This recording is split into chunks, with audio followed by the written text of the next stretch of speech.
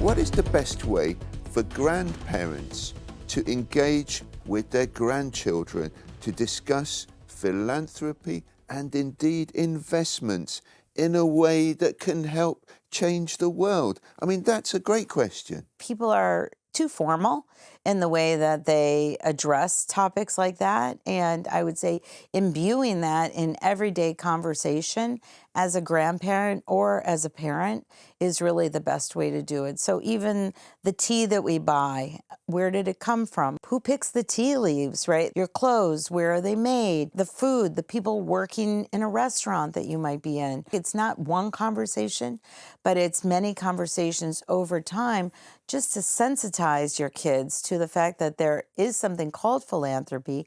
And if you are a wealthy family, that actually private wealth can change the world in so many different ways. And that, I would say, is one of the greatest opportunities financial advisors have to make a difference. The world is going to change. They are the new clients. They're growing up on a planet that's falling apart, all the social issues and all the global crises we're facing. They need to address what their clients want, or they're just not going to be sustainable. Everyone uses the word sustainable all the time. But if you want your company to survive, you need to tailor your work to your new clients. We look at many organisations that are investing.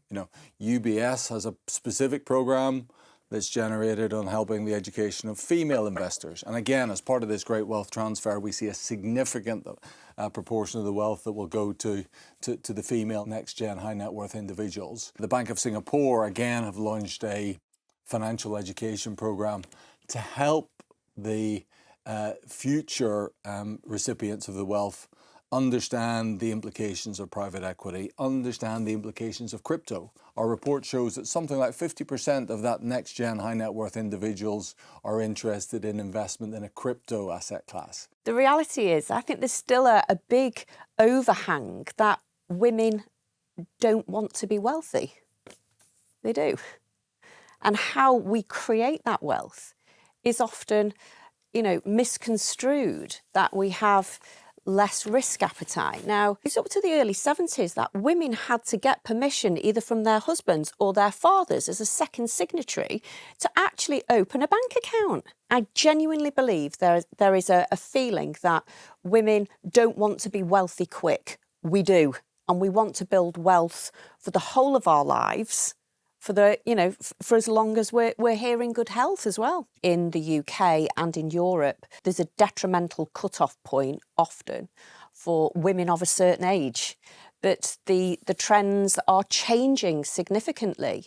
HSBC did a recent study and published their findings on midlife female entrepreneurs. And 62% of those women said they're starting businesses not because they're forced to, but because they want to. They're backing themselves. So we will start to see that coming through more. We take the lead from Asia, who are doing phenomenal things, good education, cultural support, a real wealth of experience of women who are, realising their ambitions as they're getting older and not contracting them. It's phenomenal to see. It's a generational change. If you think about kind of when we grew up, our grandmothers, who were probably at the time 50-something, seemed like such old women to us. And that it was like life was on that slide out. And today, when you look at 50-year-old women, they are at the peak of their career. On average, a woman lives into her 80s, and 87 is the average age, but into 80s and 90s. And so you've got another 30, 40 years potentially to go at 50. And you've got a lot of earning power still ahead of you. And the demographic is growing rapidly. A lot of women are coming into that cohort. And it's a really overlooked opportunity, especially in the wealth management space, where there is a huge amount of wealth transfer happening to these 50-plus women. They're saying that basically there's about $40 trillion that's going to make it into those women's hands over the next coming decades. Women entrepreneurs that are 50-plus are some of the most successful entrepreneurs. They're entering entrepreneurship at twice the rate of the average population.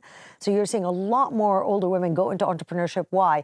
They get to a stage where they have the network, they have financial comfort.